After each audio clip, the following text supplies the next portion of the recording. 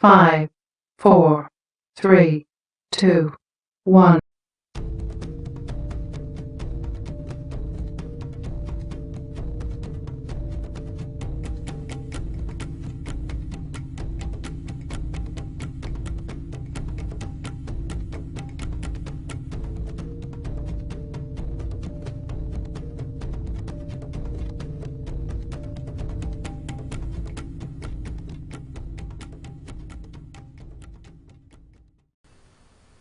오래전 이야기. 중학교 3학년 여름방학을 앞둔 어느 날, 사춘기의 소녀는 우연히 한 소녀를 보았고 첫사랑, 그것도 짝사랑의 열병을 앓게 되었다. 소녀는 그녀에게 한 번도 마음을 고백한 적은 없다. 이제와 돌이켜보면 할 수 있는 일이라곤 스토커나 다름없는 짓들 뿐이었다. 소년의 주변과 그녀의 주변을 통해 그녀가 알지 못하게 몰래 그녀의 소식과 그녀의 이것저것들을 알아내고 그녀의 주변을 이용해 이런저런 핑계로 불러내어 곁눈질로 힐끔힐끔 바라보던 것들이 소년이 알 수 있는 전부였다. 몰래 알아낸 소녀의 삐삐 번호, 삐삐 인사말에 소녀가 설정해둔 노래를 듣느라 공중전화의 동전들을 얼마나 넣었는지 모른다. 그치만 그런 행동은 오래가지 못했다. 고등학생이 되는 해를 앞둔 그 해 겨울, 소녀는 세상에 없었다. 영화나 드라마에서처럼 불치의 병에 걸린 여주인공처럼 비극적인 이야기가 아닌 정말 평범하고 정말 황당하게 교통사고를 당한 소녀는 세상을 떠났다.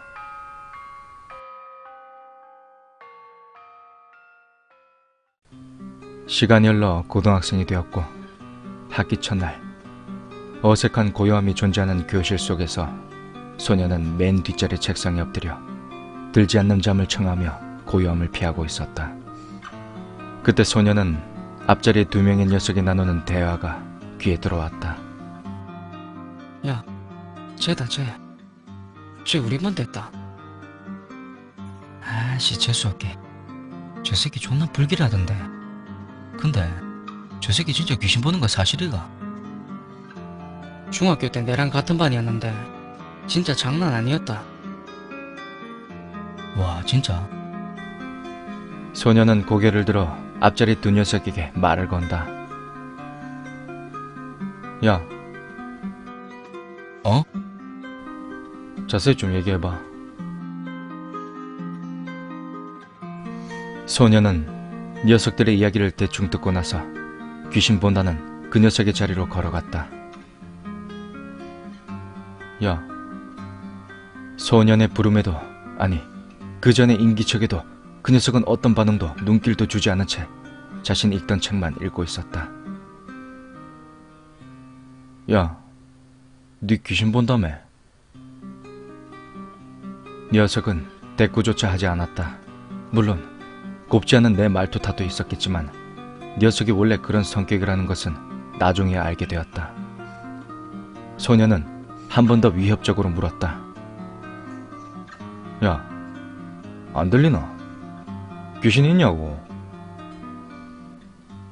그제서야 녀석이 소년을 힐끔 쳐다보지만 이내 다시 자신이 읽던 책으로 시선을 돌렸다. 그리고 높낮이 없는 톤으로 대꾸를 했다. 학교 초라고 시비 거는 거면 다른 데 가서 해라.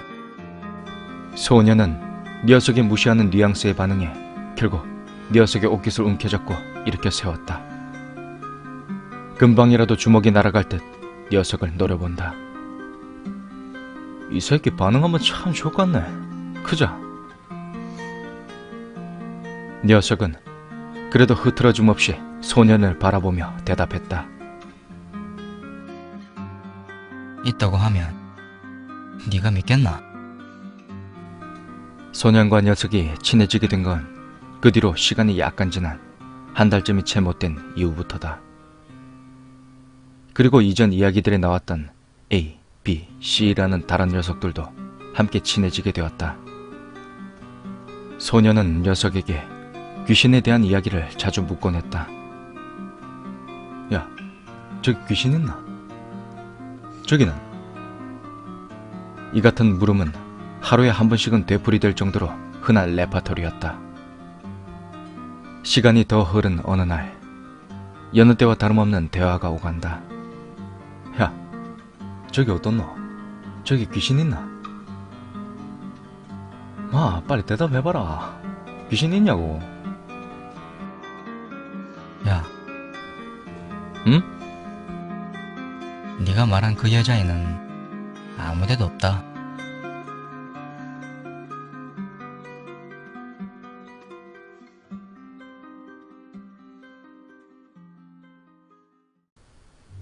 HS와는 무당집 사건 이후 조금 더 친해지게 되었다.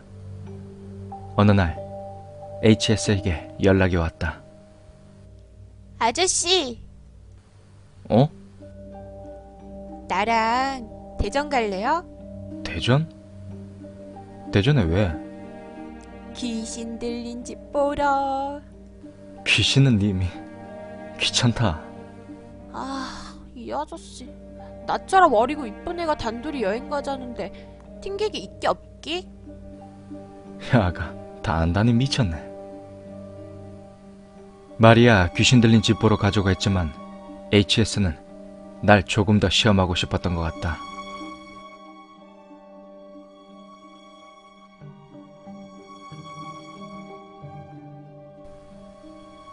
HS 친구의 이야기. HS의 친구는 학교 때문에 대전에서 혼자 자취를 하고 있었다. 그녀의 부모님은 기숙사에 들어가길 바랬지만 이제 갓 20살이 된 꼬꼬마는 자유를 만끽하기 위해 자취 쪽으로 고집을 부렸다. 그치만 그녀가 독립생활의 자유를 만끽하기도 전에 기묘한 일들에 휘말리기 시작한다. 그녀의 집은 긴 복도식의 원룸형 건물이었다. 이상하게 복도에 누가 지나가면 발소리가 유독 선명하게 방 안쪽까지 들려오는 것이다.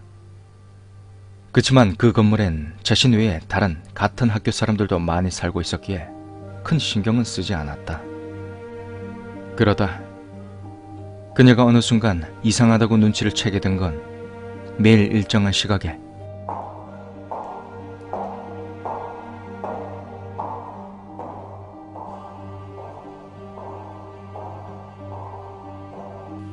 그 발소리가 자신의 문 앞에서 멈춘다는 것이었다. 하루 이틀이야 발소리에 그렇게 집중하지 않았지만 늘 자신의 문 앞에서 멈추는 발소리가 났고 그 발소리가 다른 집으로 들어가는 소리나 다른 곳으로 자리를 옮기는 발소리는 들려오지 않은 채로 자신의 집 문 앞에서 발소리가 멈춘 후 몇 시간 동안이나 다른 소리는 나지 않았다. 그리고 발소리가 들려오는 그 시간은 항상 밤 11시라는 걸 인지하고 난 후 그 발소린 평범한 발소리가 아니게 되었다. 그 발소리는 조금 더 기괴해졌다. 발소리가 집 앞에서 멈췄던 예전과는 달리 그 발소린 그녀의 집 앞에서 끊임없이 제자리 걸음을 하는 소리가 들렸다.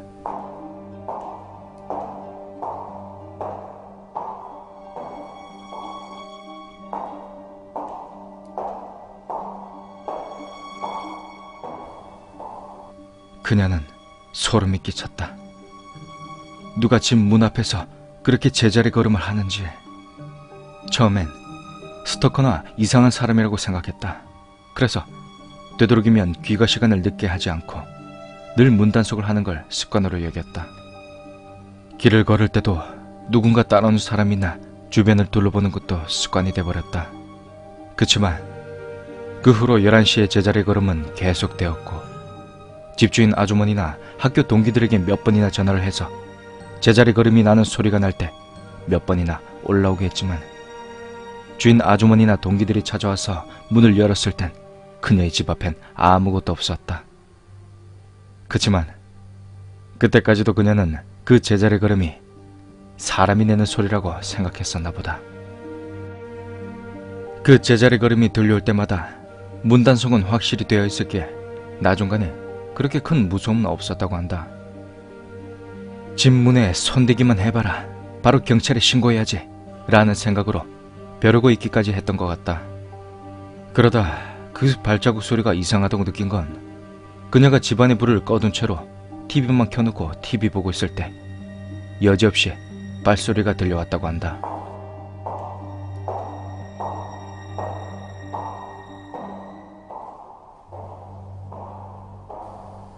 그러다 문득 현관 쪽을 봤는데 현관문엔 방문자를 확인하기 위한 작은 렌즈가 달려있는데 분명 밖에 누군가 계속 제자리 걸음을 하고 있다면 문 밖에 센서등이 켜져 있을 테고 불을 꺼놓은 집안보다 밝은 현관 밖의 불빛이 렌즈에 비쳐 보여야 했다.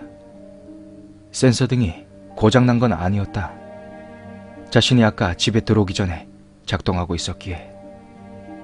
설마 렌즈에 바짝 붙어 방안을 들여다보고 있는 건가? 하는 생각에 온몸에 소름이 돋았고 계속 들여다보게 할 순 없으니 렌즈를 막을 테이프를 찾아들고 현관문 쪽으로 다가갔다.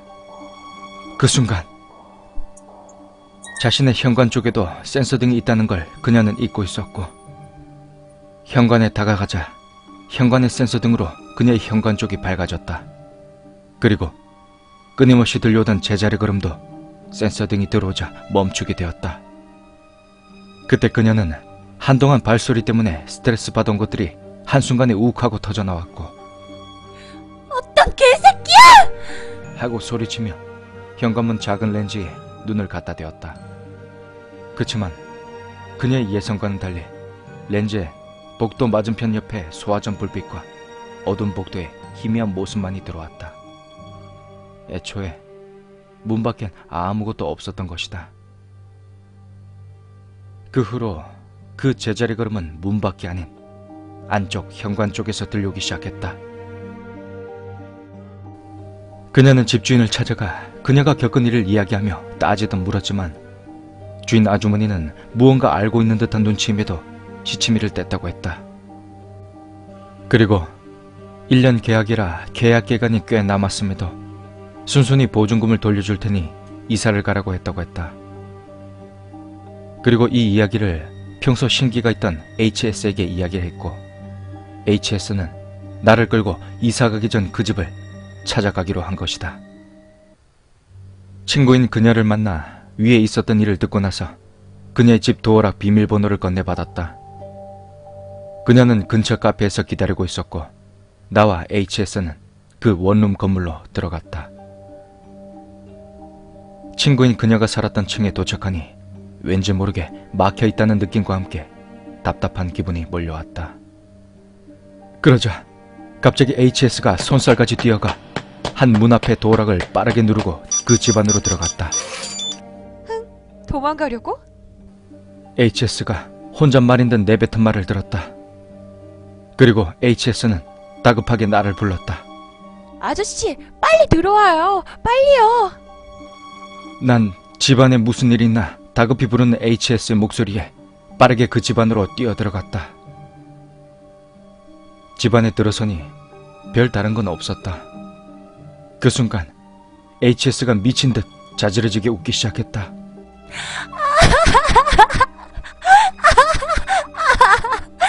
배야. 아이고, 배야. 니 왜 그러노? 내 물음에도 HS는 한참을 웃었다. 그리고 나지막히 외쳤다. 이미 한번 죽은 게 다 뭐가 무섭다고 저렇게 떨어. 아, 웃겨. HS의 이상한 행동. 나는 되물어봤다. 야, 무슨 일인데? 아, 이제 사라졌어요. 가요, 이제. 카페에 기다리고 있던 HS의 친구와 다시 만나 셋이 술 한잔하며 그 집에 대한 이런저런 얘기를 하던 중 HS는 술에 취해 아저씨 대박. 아저씨 대박. 이 말만 계속했던 것 같다. 나머진 평범한 술자리와 다를 건 없었다.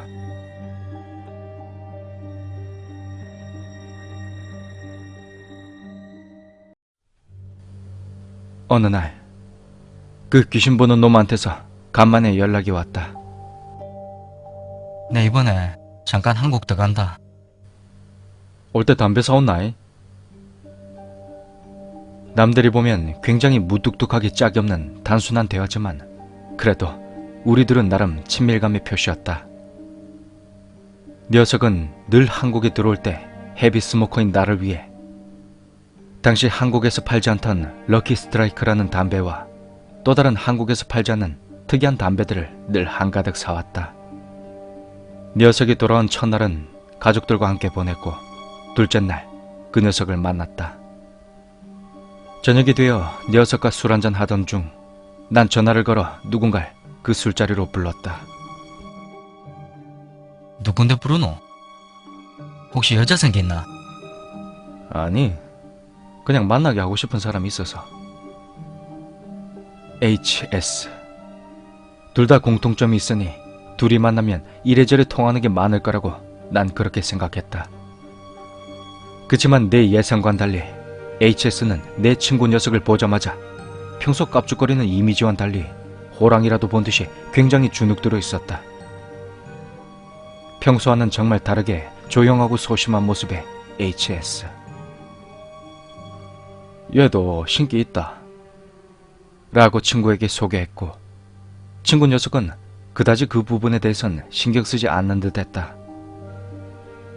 난 술자리에서 몇 번이나 HS에게 말 좀 하라며 부추겼고 HS는 그래도 조용하게 있는 듯 없는 듯 했다. 나도 점점 취기가 올라올수록 HS에게 큰 신경은 쓰지 않았다. 야, 내 테마사모 돈 많이 벌라나? 임마 또 헛소리 한다 또. 야 임마, 이래봬도 내가 임마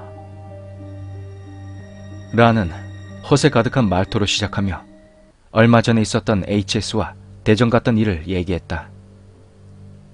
HS는 계속 내 입을 막으려는 듯 보였고 친구 녀석은 굉장히 진지한 표정으로 내 말을 들었다. 이야기가 끝나고 야, 이 정도면 충분하지 않나? 아저씨. 이야기를 다 들은 친구 녀석이 HS를 한번 노려보며 다시 나를 보고 이야기했다. 영 능력도 뭣도 없는 놈이 뭘로 테마를 하긴데. 헛소리 하지 말고 앞으로 쓸데없는 짓거리 하지 마라. 그러고 니 많이 취했다. 집에 가자 이제. 녀석의 말에 술자리를 정리하고 셋 다 택시 타는 곳으로 이동하는 중 난 눈치 없이 또 한마디 했다. 야, 내는 신장급 귀신도 이긴다 임마. 그 말에 HS는 사색이 되었고 친구 녀석은 날 노려보며 물었다. 그건 또 무슨 소리고? 아저씨, 제발 좀. 친구 녀석이 당황해하는 HS의 말을 막으며 나에게 물었다. 계속 얘기해봐라. 무언가 달라진 녀석의 분위기에 난 장난스러운 말투를 거두었다. 아니다, 내가 헛소리했네. 말해보라고. 뭔데? 난 HS의 어쩔 줄 몰라 하는 반응에 말이 헛나온 거라고 계속 잡아댔지만 친구 녀석은 계속 그 헛나온 게 뭐냐고 집요하게 물어봤다. 그런 모습은 녀석에게서 처음 본 모습이었다. 난 결국 녀석의 집요함에 최대한 HS와 연관이 없는 듯이 많은 부분을 생략하며 간단하게 내뱉듯이 HS의 권유로 당집에 갔었던 그 일을 이야기했고 HS는 고개를 푹 숙이고 계속 뭐 마룡 강아지 마냥 어찌할 줄 몰라 했다. 그리고 그 이야기가 끝나자마자 녀석이 HS의 뺨을 쩍소리가 나도록 세차게 후려 갈겼다. 네가 무슨 짓 한 건지 알지? 어? 당황스러운 상황에 놀라있을 겨를도 없이 고개를 떨군 HS가 죄송해요. 라는 말을 나지막히 울먹이며 말하고 어디론가 사라졌다. 난 녀석에게 화내며 말했다. 야, 니 쳐돌았나? 니도 좀 적당히 좀 해라. 그러다가 진짜 죽는다 이 새끼야. 그렇게 서로 으르렁대며 있다가 이게 뭐하는 짓인가 해서 품속에서 담배를 두 가지 꺼내 불을 붙이고 한 가치를 녀석에게 건넸다. 신장급? 니 지금 장난하나? 네가 거기 들어간 건 사실상 시비 걸려고 들어간 거나 다를 거 없다. 그래, 그 신장급이라는 게 그때 자기보다 세건 말건 작정하고 덤볐으면 네 어째 됐을 것 같노? 영능력도 없는 새끼가 그걸 뭘로 막을 낀데? 죽고 싶으면 정상적으로 죽어라. 쓸데없는 짓 하다가 개죽음 당하지 말고. 뭐 아무튼 그날 약간의 트러블이 있었지만 오랜 친구 사이니 금방 풀어졌다. 녀석은 며칠 한국에서 휴가 보내듯 지내다가 다시 외국으로 떠났고 그 뒤로 HS도 귀신과 연관된 일에 날 끌어들이는 일은 없었다.